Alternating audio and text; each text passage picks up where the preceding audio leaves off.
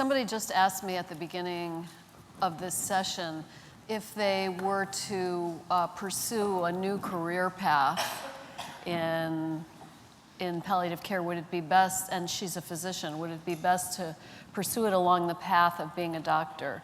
Or would it be best to do the chaplaincy training? And my response, perhaps not specific enough, but what came from inside me was, whichever way you do it, that path will be informed by the other one.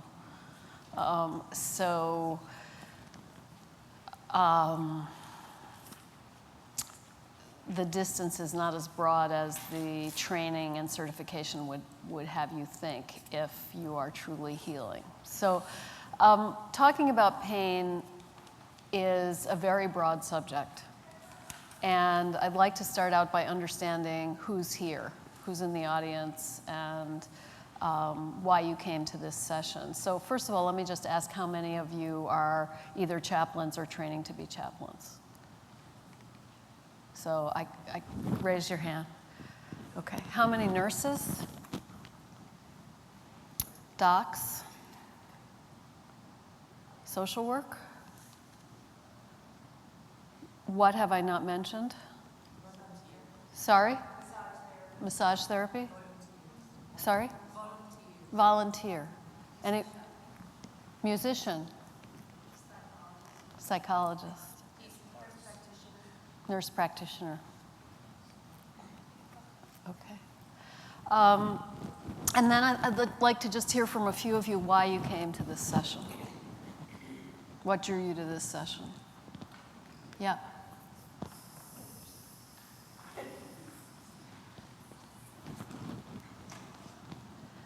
So much of the emphasis here has been on end of life, which is extremely important and deep and juicy.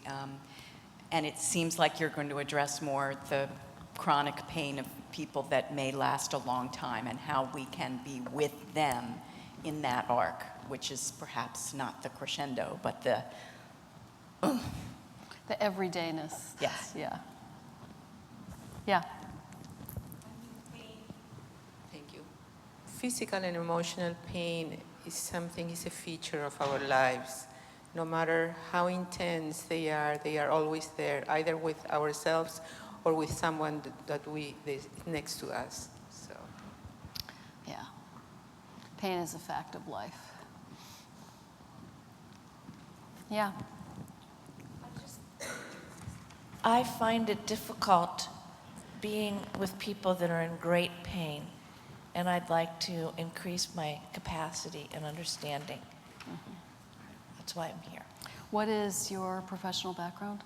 Social worker and studying chaplaincy. Mm-hmm. Okay. And I wanted to add, since I have that background, I'm also interested in the medical component of that. Mm-hmm. Because oftentimes people in non-medical roles don't get access to medical information about pain. Mm-hmm. I see a lot of heads shaking, and I think, and that's true for volunteers too. I've been in that role before too, who are not just making a difference, but carry some responsibility when the medical professionals aren't there. Mm-hmm. Not to overstep boundaries, but just to understand that. So I think that's an important conversation. I'm a social worker at a hospital. We've had palliative care for about a year. I think us social workers are one of the biggest referents to our palliative care doc. We're often calling the admitting doc saying, how about palliative care? So I'm kind of interested in knowing, when I'm talking with patients about pain, sort of understanding pain, like when is that just the pain and that's it and you've got to deal with it, and when is it, that's too much, maybe I should suggest a palliative care consult, maybe it could be better than what it is. Uh-huh. Okay, 2 more, all the way in the back. Hi, I'm a massage therapist and I work for a hospice, and when people know I'm coming, they expect pain relief, and what I tell them is that I am a witness with intentional, compassionate touch. I mean, I'm not going to change anything, but they usually feel better. I have conflicts with sometimes what they want and what is, I think, okay to be done with them in terms of interference with medications and things like that. But I also sometimes think that our patients are over-medicated and that more gentle touch would be sufficient pain relief. And no one's going to listen. I mean, not no one's going to listen to me, but I mean, it's a frustration. So over here.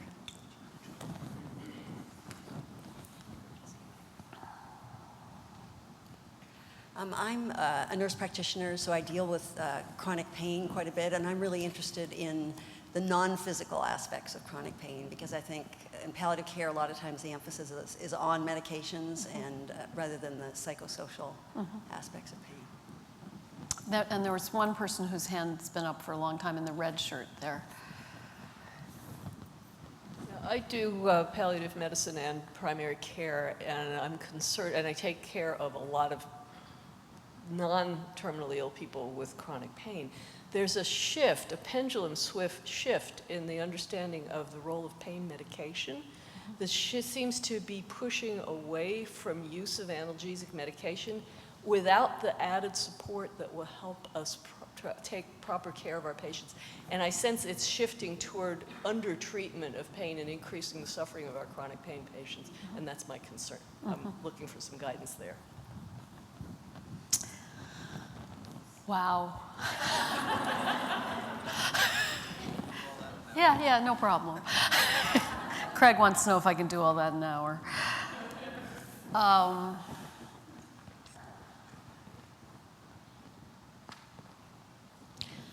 So let me just tell you a little bit about how doctors are trained with respect to pain. We're mostly trained that if someone tells us that they're in a tremendous amount of pain, and this is not an explicit teaching, it's what's called the hidden curriculum. It's what you learn that isn't said. We learn to assume that the patient is trying to manipulate us for opioids because they're addicted and they really shouldn't have them. So our unconsciously learned stance is no. So just to understand that that's how most physicians, perhaps not as much in currently trained physicians, I hope, but certainly during my training and subsequently has been about opioids are drugs of addiction. People who are asking for them, by definition, are addicts and manipulating us for things that we're not going to give them. And so that's what we have to overcome to change the stance of someone who comes to us and says that they're in pain. And remember what I said was palliative care's procedure? What was palliative care's procedure? Listening. So the first rule we teach in our hospital is about listening when someone says they're in pain. And number one is that pain is what the patient says it is. There's no blood test. There's no cuff you can put on their arm that will tell you how much it really is. It is what the patient says it is. What our response should be to that is going to vary depending on a whole bunch of different factors. But the first thing is to respect and accept the patient's report of what they are experiencing. Easier said than done in the context in which we all work. So just, I think that's really, really critical. And I find that in just doing that, when we may be the first people who have accepted what the patient says, that is a huge positive intervention in and of itself. Because very often people with pain feel, and I think often accurately, that they are stigmatized or marginalized or not listened to, or that concern is not considered important or central. And in that sense, the person is feels neither seen nor heard by the very professionals who are supposed to be there to help them. Either because the physician or nurses are more focused on passing the meds or getting the vital signs done or moving on to the next 15 patients on rounds, or because of this unconscious belief that we're being manipulated. Or because the patient has not been heard for so long that they're starting to get insistent and almost angry, and the reaction to that is also to pull back and to assume a defensive stance rather than a moving forward stance. So the mere fact of genuinely listening and taking as fact what the patient says is really important and requires some self-awareness and self-discipline, because there's so many forces preventing us from doing that.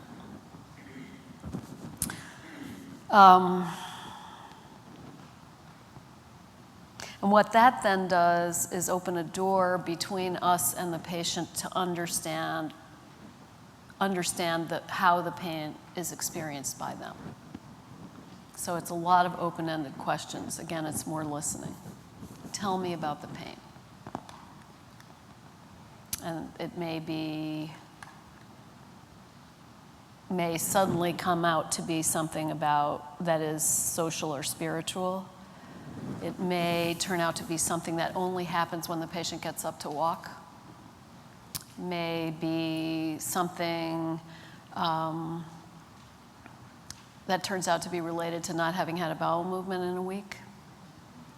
There are thousands of potential contributors to pain that you cannot get at if you don't sit down at the bedside and not look at your watch and really listen and explore. So then there's this sort of pain history that we're all taught to take that I don't think we do as much as we know we should, which is to understand the characteristics of the pain. Like, tell me about the pain. What does it feel like? And it's sometimes hard to describe something that's overwhelming you. Is it sharp? Is it pins and needles? Is it dull? Does it come and go? Is it there all the time? What does it feel like? Because that will help whether you're a doctor or not, help the whole team to be able to be responsive. What brings it on? What makes it worse? What makes it better?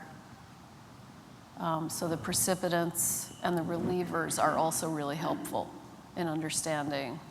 And although you're getting facts out of doing this, the other very important thing you're doing is legitimizing the patient's experience of the pain, because you are actually interested in its characteristics. So you're building a relationship of trust that may not have been there before by asking those questions.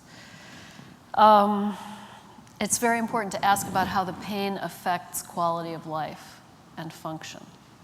So there are a lot of people with pain that you and I might think we could never bear, that go through their day living with that pain because they just have to live with it.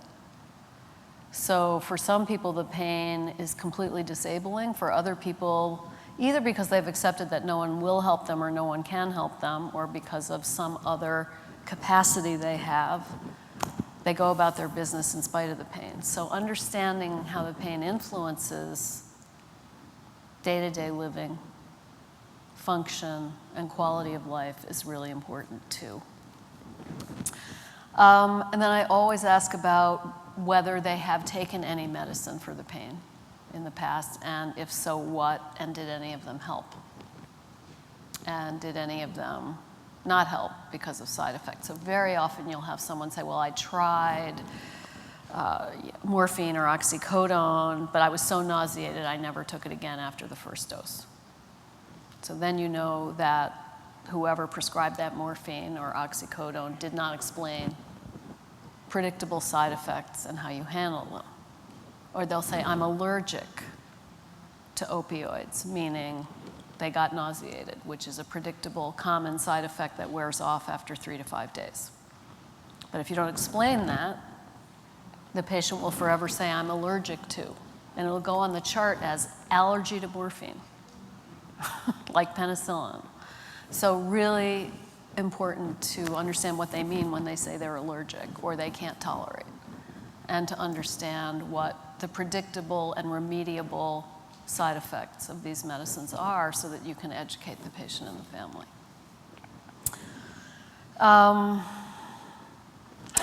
And then depending on your role and what you learn about, the most important thing is to get a sense of the severity of the pain, and I forgot to mention that. So we usually ask people about a scale, and we say if 0 is no pain and 10 is the worst imaginable pain. What number would you give this pain right now? What number would you give this pain at its very worst? What number would you give this pain when it's at its lowest ebb? And when you get someone saying that out of 10, it's a 20, that tells you something. When you have people saying it's always between 8 and 10, no matter what, that tells you something. And then the other way I find that very useful is I will say to them, our job today is to get that pain to a 4 or below. So that's what we're aiming at. So it gives us both a target, and it's not the elimination of the pain, but it's bringing it to a target, and that together we're going to get that pain to a 4 or below today. And that may take a whole bunch of different approaches. So how are you going to get the pain to a 4 or below? For some people, if it's metastatic cancer to bone or liver, it's going to be opioids and possibly some other medicines. If it's chronic low back pain from arthritis, it's probably going to be a different set of interventions, no longer including steroid injections to the back. But things like massage, things like positioning, occupational therapy, equipment, and tools to use in the home that reduce strain on the low back, because opioids are unlikely to be helpful in that situation or have very limited help in that situation. So here's where kind of knowing something about all the different kinds of pain syndromes and how to address them is kind of important.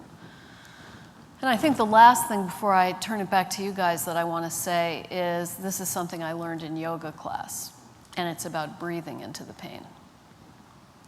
And I had never been taught that before, but actually directing your breath into the place that hurts is amazingly effective.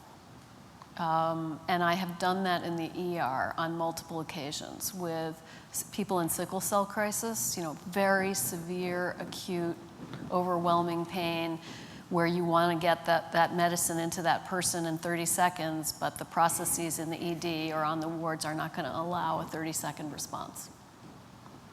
So what I teach the students is, A, you do not leave the bedside of someone in that level of pain. It's a medical emergency. You just stand there. You send someone else on your team to talk to the nurse or put the order in, but you don't leave. Again, what does that signal? You get it. This pain is unbearable. Leaving is our own fear of being confronted with that level of suffering. Just being present with it signals to the patient that they're not alone and you're not going to abandon them and that you're taking this very seriously. And so then the other thing I have done with people who probably never heard of the term yoga, either because they're 89 or from very different cultures, is to breathe with them and ask them to focus their breathing towards where the pain is and just try to get my breathing pattern aligned with their breathing pattern and just stay there until the medicine comes, until something is done that is going to relieve it. And I have had really good success with that. Whether it's the breathing or the presence, I don't know. But treating severe pain like a medical emergency, like someone had a cardiac arrest or is having a heart attack, is really important. I must say that sentence 3 times a day. Pain is a medical emergency. Pain is a medical emergency. To try to improve its ranking in what drives us through the day.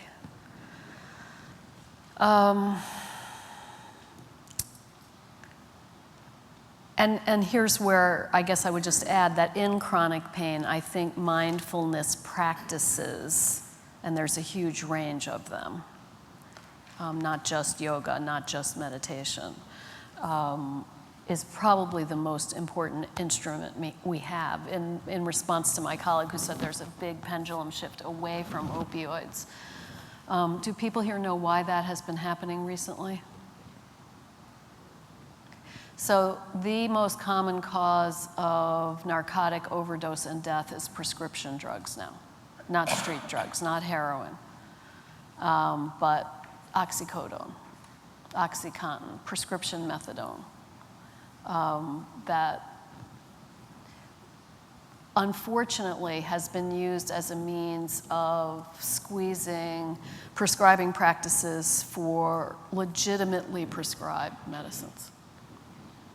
The majority of these overdoses from opioids have been from what are called pill mills and Medicaid mills, where certain unscrupulous members of our profession just write scripts all day long for money, and the pills are sold on the street. You can sell an OxyContin tablet for $40 or $80 on the street in New York. So there's a huge industry driving that, and unfortunately, the blunt instrument that the DEA and others are using to address it is to make it harder for all of us to prescribe opioids for anyone, no matter how legitimate their pain. In New York State, for example, in order to prescribe an opioid, you now have to spend roughly 10 to 15 minutes on a state website, entering that patient's data and information and the justification for the use. And I can promise you that opioid prescribing will plummet in New York State because doctors don't have time for that. So the harder you make it for the doc, the lower the likelihood that the patient in pain will receive what they need. As in hospitals, it won't be as difficult, but since 99.999% of an illness does not occur in the hospital, it's a serious concern. And that's a political process. So there were a couple of deaths by shooting in pharmacies in Long Island last year, with people holding up a pharmacist for prescription opioids. And the New York State Senate needed to show that they were responding to that. So the response to that was to make it all but impossible for everyone to prescribe opioids. And it'll swing back again. You know, I've seen it swing in multiple directions when older people in pain start protesting the fact that they can't get medicine. But we are creatures in a political frame, and everything we do is influenced by that. And my response to that is to realize that we, doctors, nurses, all of us need to play a role in the policy world, that we have no right to complain about these constraints or irrational rules unless we're participating. Schlepping up to Albany, showing up at that committee meeting, which was, you know, there was one doctor there who was advocating for access to medicines for pain, and the rest of the room was stacked with the parents of people whose children had died from overdoses. No balance.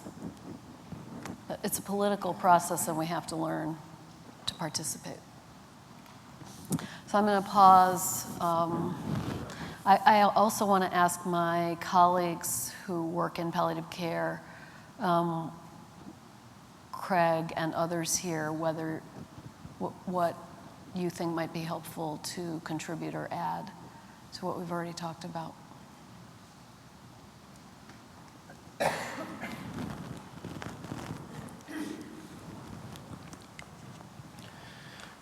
Yeah, I think I just wanted to underscore, Diane, what you had said before about both listening and validating the patient's pain complaint. I mean, it can't be it can't be said enough how important that is for patients as part of the therapeutic relationship, to be heard in a system that often is not listening.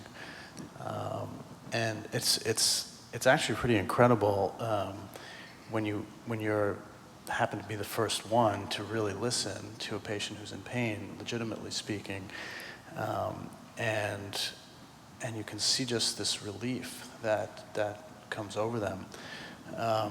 And that's where I think the contemplative care practice can really be most helpful, because we're doing two things simultaneously, right? We're assessing the patient in pain from a medical or clinical standpoint, and we're listening and validating them and allowing for a space to be created where they can actually feel comfortable. And sometimes that's enough. And I've had patients that have stayed with me, for years, seeing me just because I was listening to them. I didn't think I was even helping their pain with medications, quite frankly. I mean, we would cycle through virtually every pharmacological approach and various things. Certain pain syndromes actually can be sometimes very difficult to treat. Certain types of nerve types of pain syndromes can be extremely difficult to treat.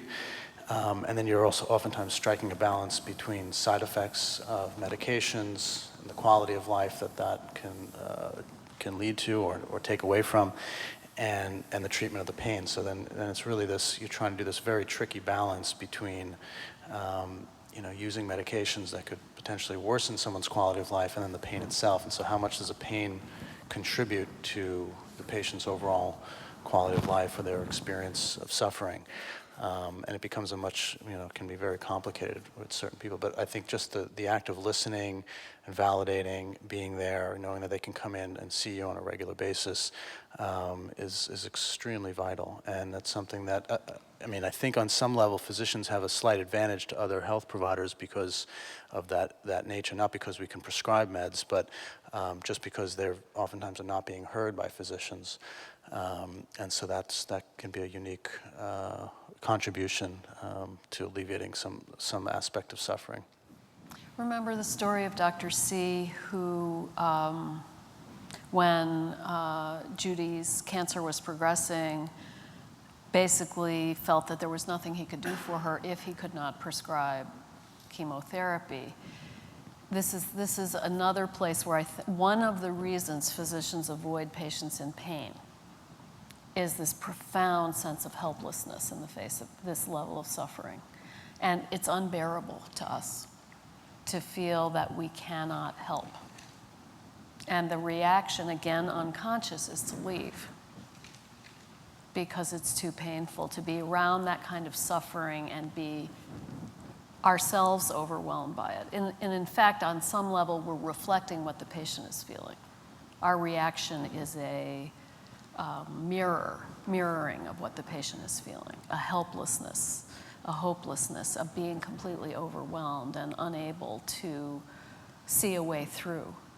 And of course, the correct reaction is, again, that judo, aikido reaction, which is to go towards that, not away from it. Even if it is to say, I feel awful that I can't get this pain under manageable control for you. I wish I could make it better. It's so hard for doctors to say because we think we're supposed to have the answer to everything. And that's how we're actually humiliated and punished if we don't have the answer in our training. So it's not like we're born this way. We're trained into being this way. But I think the story of Dr. C is helpful to remember because I think it applies when physicians confront suffering of all kinds. In patients, it's if we don't have a fix, we leave. When in fact, it's a call to be ever more present. But it takes mindfulness. It takes practice. It takes discipline to be able to stay with the suffering, not walk away from it, not run screaming in the opposite direction, actually. And that's what's so powerful about this effort and what you are all here learning, and applies across all disciplines. I just want to say maybe what was so powerful about Dr. C, and maybe this is something Dr. Meier, you can give suggestion to other doctors to do. If the first instinct is to maybe go away, run away, maybe you can help them come back. How would you propose we help them come back? I would have to think about that. By sharing the story of Dr. C, Yeah. using him as the poster child for this experience. Yeah. At least in the learning environment of medical school, nursing school, social work school, by far the best way to teach it is to model it.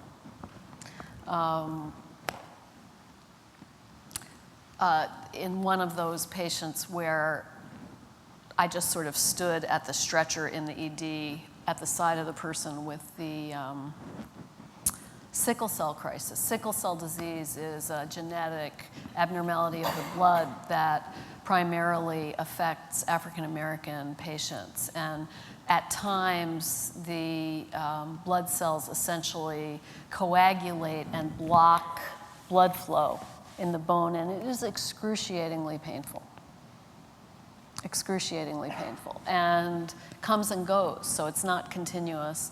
And since most of these patients are African American, the deck is completely stacked against them. Because the immediate assumption is one of manipulation for substance abusers.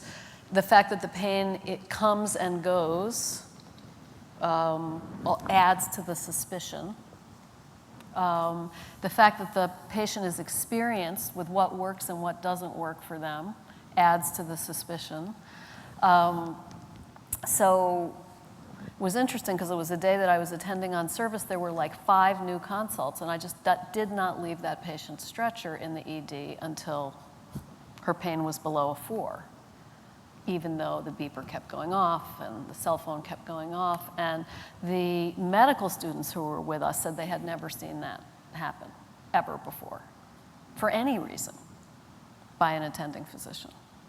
So to me, that was probably the most powerful thing they learned, is you just don't leave.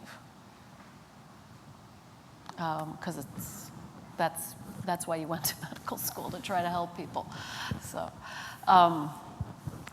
Yes, but the story of Dr. C, if I can get my act together, I'm trying to get it published. I've been trying to get myself to sit down and write it for a long time. So, yeah, in the back.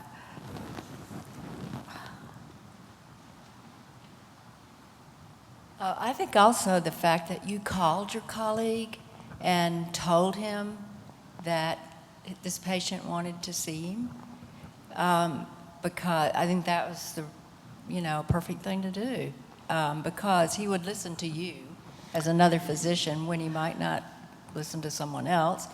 And if the patient doesn't object, I think that's great. I mean, sometimes we can't be subtle.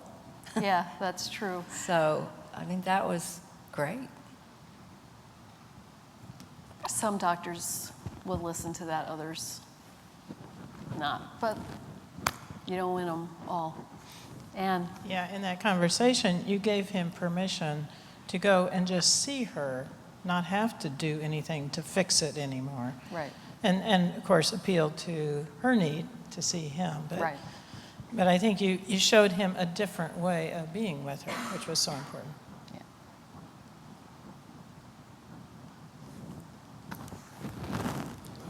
I'm Fernando Kawai from New York Hospital, Queens, and I work with Jane Morris, actually. And oh, lucky you. Look at me. But what we're doing together and what I bring here is that, what about the elderly patients, the ones that cannot speak, that they are in pain? And they are in bed 24 hours, pressure ulcers, in the hospital.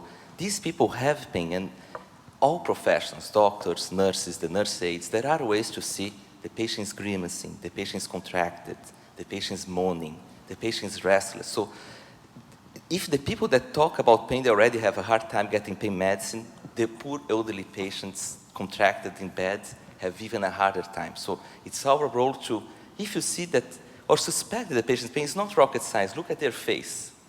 If they're in stress, talk to the nurse or talk to the doctor, because I had patients that were delirious, completely confused and agitated. You treat the pain, they calm down. Really important point. Because what are we taught, what are we doctors taught, and nurses, about the use of opioids in cognitively impaired patients? It'll make them worse, right? It'll make them delirious. It'll make them more confused and agitated. We are actually still explicitly taught not to use psychoactive drugs of any type in people with cognitive impairment. And of course, it's so funny because we consider ourselves to be a data-driven profession, and we are so not a data-driven profession, because there are 7 or 8 studies now showing that the most powerful predictor of delirium, agitation, and confusion in cognitively impaired people is what? Pain. Pain. And that if you treat the pain, the odds of delirium drop very significantly. It's the opposite of what we're taught. 2 stories. One, my colleague Judy Ehrenheim, who is a geriatrician, was the attending on the geriatric service, and there was an end-stage dementia patient who was constantly screaming and agitated and getting ever-escalating doses of Haldol and other antipsychotic meds for, quote, the behavioral abnormality. And Judy, as is her wont, did a complete physical exam. And I'm embarrassed to say was probably the first person who did a complete physical exam, whereupon she found a huge, hard breast mass that had not been picked up previously, that was widely metastatic, and accounted for the pain, accounted for the screaming. So as soon as this patient was given, really not very significant doses of opioids, she was fine, at least from a screaming and yelling standpoint. And then I had a patient who had been admitted from a nursing home with change in mental status from a bladder infection that got into her bloodstream. Although she had moderate dementia, there had never been any prior discussion of her wishes for care under circumstances like this. So she was sent to the intensive care unit because she had low blood pressure and increasing difficulty breathing, was in the ICU for 4 weeks on a ventilator, developed very, very deep and painful pressure ulcers during that time in the sacrum and also on her hips. Eventually was able to be taken off the ventilator and moved to a regular ward in the hospital, where she needed 3 times a day dressing changes that were excruciatingly painful. And the attending had said to the nurses, no opioids, this person has dementia, it will make her dementia worse. So the patient became terrified of all human contact. As soon as a person would walk in, she would start screaming and be very tightly contractured, because a person equaled pain for her. And she just spent the day curled in a ball moaning. And her son, who was like some kind of Wall Street guy, was sitting at her bedside almost 24/7, he and his sons, with their laptops trying to work, very distressed by what she was going through. And on day 67 of her stay, the nurses on the floor paged us without the permission of the attending, which is against the rules. You're not supposed to call palliative care without the attending physician's request or approval. And she said she couldn't get any nurses to go in the room to do the dressing changes because of the trauma that they experienced because of what they knew they were subjecting her to. And we basically came up with a plan where I paged the attending physicians and said, I heard about your patient. I didn't say from whom. Would it be okay with you if we took a look to see if there was something we could do to improve the process during dressing changes? And maybe because it was a physician calling, he said, oh yes, thank you. I'd be grateful. So we went over, sat down, and it's interesting because the son had been saying to the attending physician, when asked the following question, do you want us to do everything for your mother? The son always said yes. Now, who would ever answer no to that question? If you ever hear that question being said, pull that person aside and comment to them that it's not very helpful.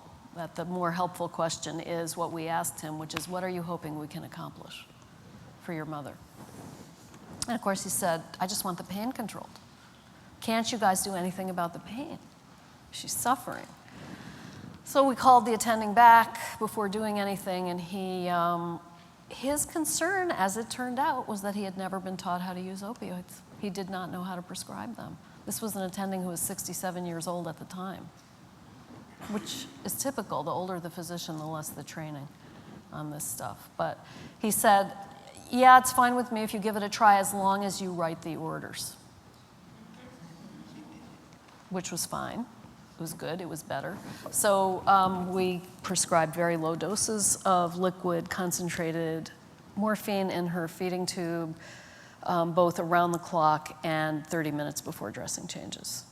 And within 2 days, she was completely relaxed, able to smile at her son, a different person because of what was just pointed out, which is that pain is the primary driver of delirium.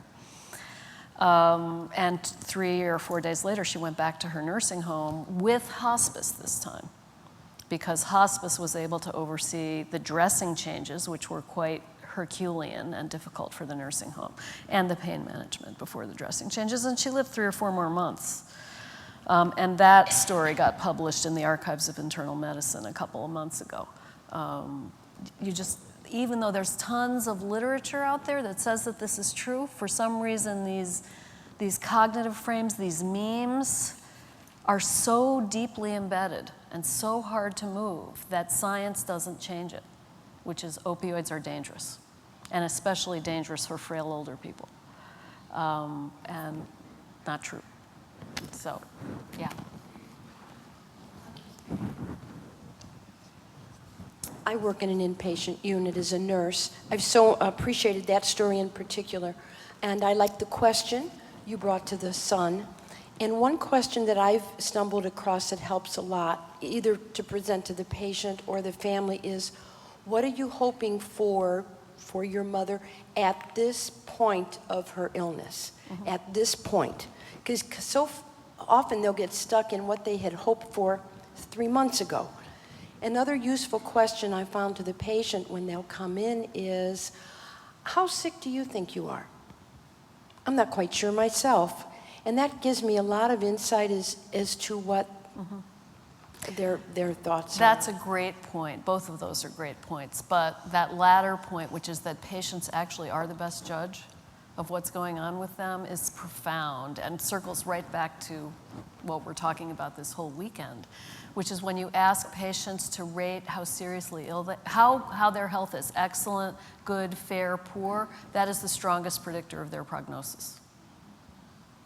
Not a blood test, not a doctor's observation, but the patient's own self-evaluation of how sick they are. Which gets back to another point, which is that patients do know how sick they are, and they do know when they're dying, even though no one's talking to them about it. And the fact that no one's talking to them about it just further isolates them in, what otherwise should be a very close opportunity for connection.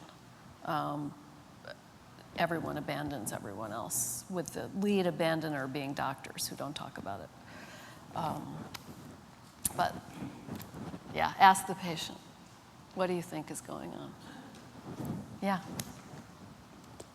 Can you say something about what the differences might be between, say in my area, we have regional chronic pain clinics, multidisciplinary clinics. What's the difference between maybe somebody going there or palliative care?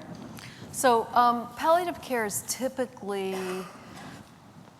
focused on people with serious medical illness, whether they're going to live with it for 8 years, like heart failure or dementia, or emphysema or end-stage renal disease, plus all the consequences of that.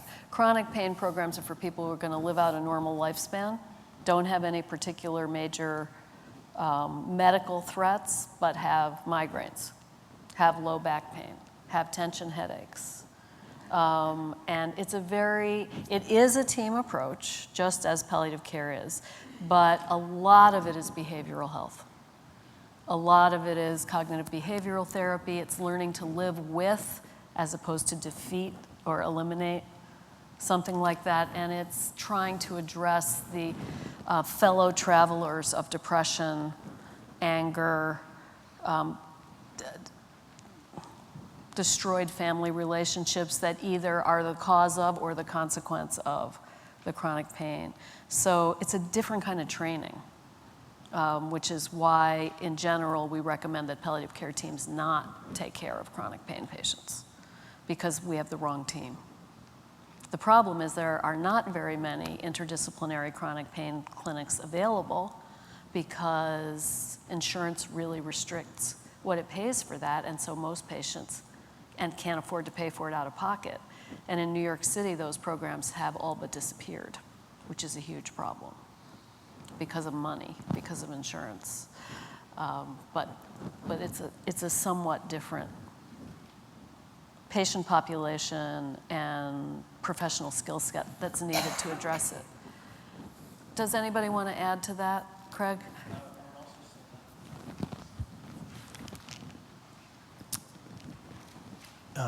The patients, I think, would be better, like, as you're saying, patients who are seriously ill would be better served. Sometimes they often will get referred to a pain clinic because it's maybe less threatening for an oncologist, perhaps, or someone who's treating the patient to say, well, you have pain, so you should go to the pain clinic.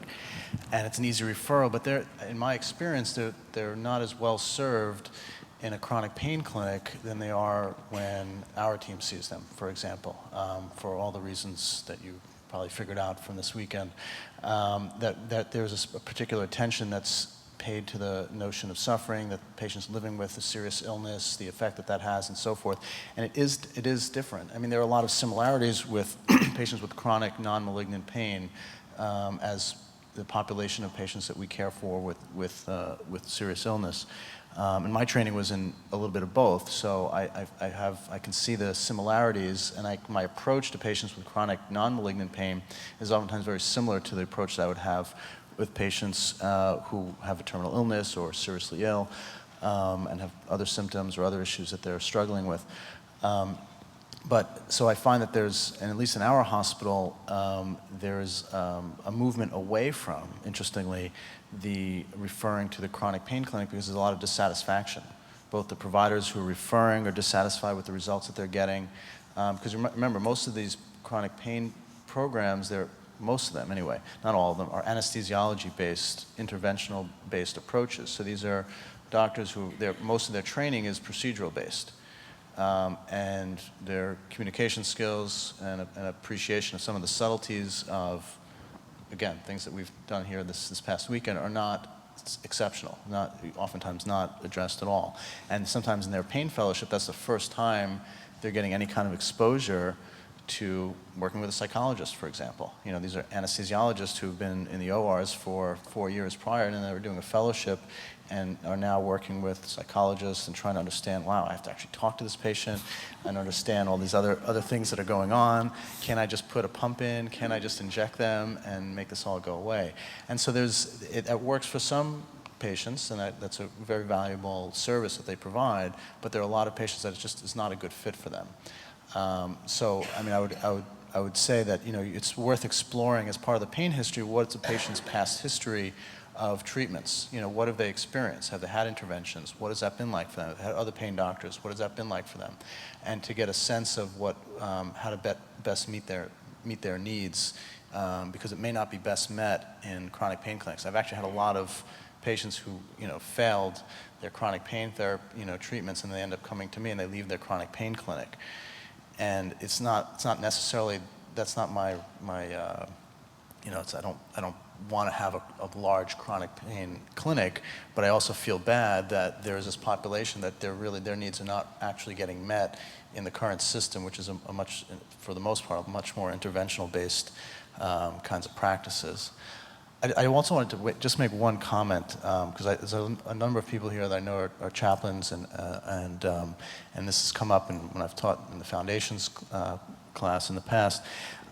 when you're at the bedside, this is a systems, an observation that I've had with the systems in the hospital, and how it can affect your interaction with patients at the bedside. So patients who have pain in the hospital oftentimes are prescribed analgesics on an as-needed basis, what's called PRN, or as-needed analgesics.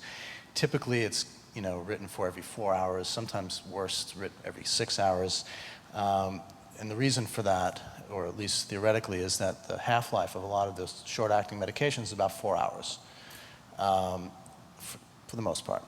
And so it's written for every 4 hours. But the problem lies, if you think about the hospital system, what's actually going on there? What does it actually take to get that medicine into a patient? So you have a patient who's looking at the clock. They know that they got their first dose of, let's say, morphine at 8 o'clock. Their pain is starting to escalate. It's now 10, 11 o'clock. And they're waiting. They're good patients now, right? They're really good patients. They're waiting till 12 o'clock, and then they're going to buzz their nurse. They don't want to bother them. They're like, I don't want to bother my nurse. She's very busy, blah, blah, blah. So it's now 12 o'clock. They buzz, and they say, I have a lot of pain. Can I ask my nurse to get the pain medication? The clerk will, say, okay, we'll get somebody in there to see you in a little bit. She finds a nurse. How much time do you think that takes? Maybe 20 minutes at best. So then that nurse comes in at maybe 12:20 and says, oh, so you're having pain? Okay, let me go and tell the doctor, or let me go and check, make sure you have this order. And so goes to the pharmacy, or collects it from the medicator, and that's another 20 minutes goes by. So now it's almost 1 o'clock. And this is the best case scenario, where it only takes about 40 minutes or so to get it from the time that they're written for until they actually get it. More often is the case is they're waiting 10 minutes just to get the buzzer heard. Another 20 minutes just to find the nurse. Another, so it can add up to. So then you have the patient that learns very quickly, right? They're not stupid. They learn. All right, I'm having pain at 10 o'clock. I'm going to start buzzing at 10:30 because I know it's going to take a good hour and a half to get my medication. And now everybody's saying, well, this patient is, got some aberrant drug-taking behaviors. Look at them. They're like drug-seeking. Manipulative drug They're manipulative. They're exaggerating. Look at them. They were fine 2 hours ago, and all of a sudden now they're like having pain again.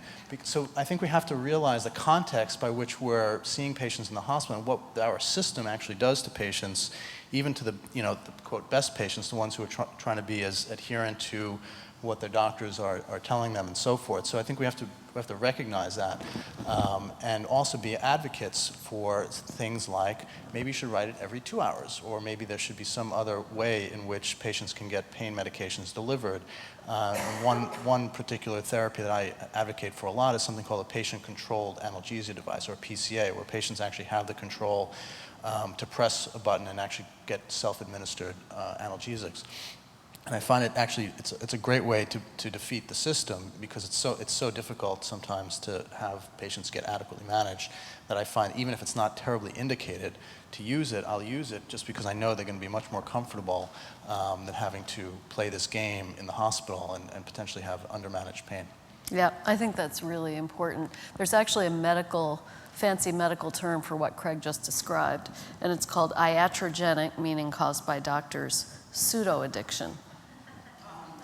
So it's someone who appears to be a manipulative drug seeker because the doctors have completely failed to prescribe appropriately. Or the system is set up. But it's often prescribing a drug with a half-life of 3 to 4 hours every 6 hours, or prescribing for someone who is going to have pain around the clock only on an as-needed basis instead of on a scheduled basis. I mean, the training in pain management is abysmal. And remains so, unfortunately. Although I hope it's getting somewhat better, because most teaching hospitals now have palliative care teams, and most students and house staff are at least exposed to palliative care teams during their training in a way that was not true 10 years ago. But I think that's really important, is to evaluate how the system isolates and marginalizes the patient in a lot of ways, and that our job is to identify that and compensate for it, again, by listening to the patient. Yeah.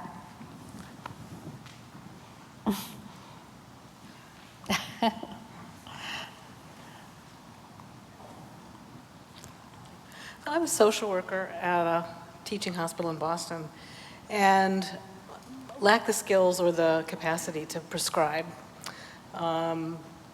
And Craig, I think you started to touch on this a little bit. For those of us who are chaplains and social workers, we are often the repository of patients' anxiety and fear about what's happening to them, whether it's around pain or other kinds of treatment or being ignored or marginalized. And it's difficult in these structured situations to act effectively as an advocate without overstepping bounds and being crushed by the system which we're supposedly working for.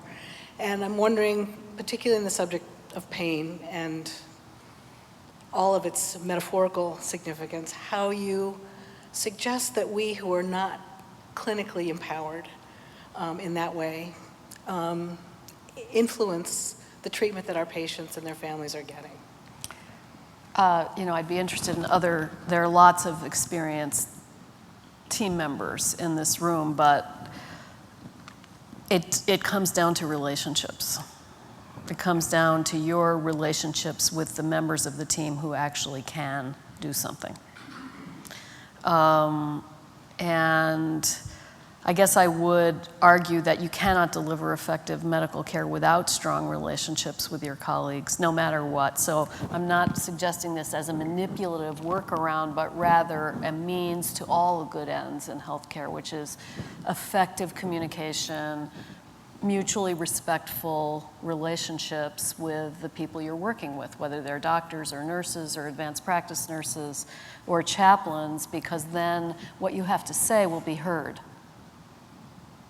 if you're seen as on their side, part of the team, working towards common goals. So I know that's easier said than done, and some people are hard to establish relationships with, particularly in teaching hospitals where the medical team turns over all the time, if not monthly, then weekly.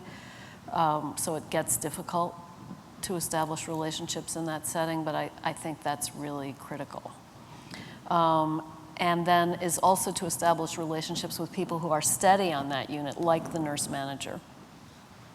And if there's an MD manager on a unit, and we're increasingly doing that because of the lack of continuity. So there are now attending physicians that are assigned to sort of the quality management on a given geographic unit, relationships with them, because they can force things where you may not be able to. Anybody else have ideas about how to address that particular issue?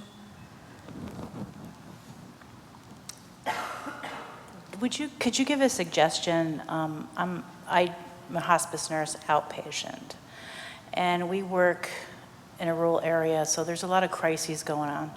Doctors refuse to properly medicate. It's a nightmare, actually. Yeah. So how do I encourage this professional liaison to help them understand what's going on? It really is a huge issue. Yeah. Again, remember the physicians you're working with were trained that these drugs kill, that they are dangerous, that it would be unprofessional and harmful to the patient to use them. Yes. So there are, I think, a couple ways to get at that.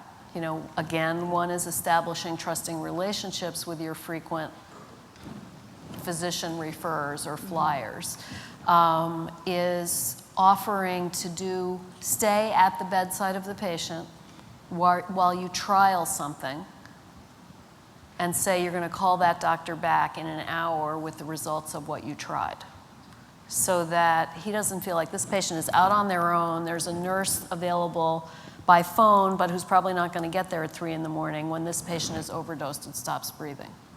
That's what he's worrying about. So if you can reassure him and say, look, I'd like to do a 50% increase in this concentrated liquid oxycodone and see if that brings the pain from a 9 down to a reasonable level, and I'm not going to leave the house till I see how she responds to it, and I'll call you back after that, would that be okay?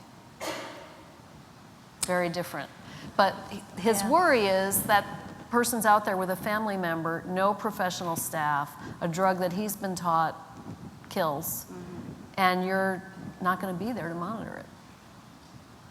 So I think that's one way of reassuring my profession. That's the fantasy that's in his head. Okay. I'm not sure I really buy that, but I think you have to assume, even if you have reason not to believe it, Yep. that the physician is out to serve the best interests of his or her patient. The minute they detect even a whiff that you don't think so, you will get no collaboration. Right. So the assumption has to be we're all here to do the best for this patient and keep them safe. And I appreciate your concerns. And how about this approach to addressing those concerns? It's all relationship driven. Okay. I mean, I wish it was faster and simpler, but as most important things in life, it is relationship driven. And there was right here, a comment. Yeah, I'm Joe Lowy from NYU Palliative Care Service. I just want to reiterate, as a 50-some-odd-year-old physician, I had no training in pain control until I started doing palliative care 12 years ago, starting with a Frank Ferris and Charles von Gutten EPIC course. We've moved to a hospitalist system at NYU, and for the person who asked about how to advocate for the patient, I know it's interesting that you don't allow, except for that, for an exception, people are supposed to ask physicians for permission. I think that's a healthier way to do it, but because we know that nurses are often afraid to speak to some of our physicians, they come to us, and then we have to kind of call the physician. We have to call the physician and say, we try and avoid saying we heard, but sometimes if the nurse doesn't want to be identified, and so is it okay if we come in to help support the family? Is it okay if we come in to help with the pain? And especially with a hospitalist system, we almost never get a no. There is an issue, the person didn't believe it. I think maybe addressing the ego of physicians and the uninvited consultant aspect of palliative care, which is a difficult thing to work around. But if you can help feed that ego and address it as a need that this patient has that you've identified, and is it okay if you have a palliative care service, I think more and more it's a process. And it started out where we had a number of refusals, and now we almost never have a refusal. And as you said, it has a lot to do with relationships. Yep. So I just want to reinforce that. You brought up my friend and hero, Charles von Gutten, who is another of the Project on Death in America faculty scholars, along with Tony and me and Frank, who has, since the inception of the field, talked incessantly about consultation etiquette. And this is remembering that actually consultation medicine is a very powerful means of transforming the healthcare system. If you remember that the patient's relationship with his or her physician is primary, and the physician's commitment to the patient is primary. It's their fiduciary obligation. And that the best way to be able to come alongside that treating physician, whether it's an oncologist or a primary care doc, is to acknowledge how challenging this case is. This is really a challenging case, as the first thing you say. Okay. As opposed to, you idiot, why didn't you prescribe this drug around the clock with an as-needed dose every hour? That will come across if that's what you feel, even if you don't say it. Okay. So it's rather, again, trying to put yourself into the shoes of that physician. Recognize that they're struggling to manage something that they've been completely untrained to do, by acknowledging that it is very challenging and difficult. This is a very challenging case. And then asking an open-ended question. What have been your observations about what the biggest issues here are, what the biggest difficulties are here? Maybe that physician who won't prescribe more opioids thinks that there's a son in the house who's a substance abuser. Maybe other people in that family have been requesting prescriptions for things that they shouldn't have. You just don't know until you ask. But when you ask and you show respect and validation of where they are, just as you would with the patient in pain, then you're aligned. And so that just as I had to get over my desire to jump down Dr. C's throat and strangle him when he said, you know, we're not, you know, it won't help her, and swallowed my cause and said, do you want me to encourage her to go ahead with it? As opposed to, why did you recommend it? That's what brought us there. I mean, and I'm telling you, that took decades for me to gain that self-discipline, and still a struggle. Don't want to suggest to you that it's easy to suppress the emotions that emerge in these situations, but it's critical to both transform that physician's practice going forward and also to get the care that the patient needs. Time? Oh, we're out of time. Thank you, everybody. This was a great conversation.